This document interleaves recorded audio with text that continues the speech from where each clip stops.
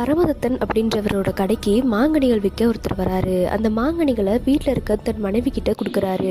மனைவி தன் வீட்டுக்கு வந்த சிவனடியாருக்கு அதை சாப்பிட்றதுக்காக கொடுக்குறாங்க. மதிய உணவுக்காக வீட்டுக்கு அவங்க கணவர் வராங்க. கணவர் வந்து பல வகை சாப்பாட்டோட அந்த மாம்பழத்தையும் அவங்க மனைவி வைக்கிறாங்க. அந்த மாம்பழத்தை சாப்பிட்டு ரொம்பவே பிடிச்சி போயிடுது.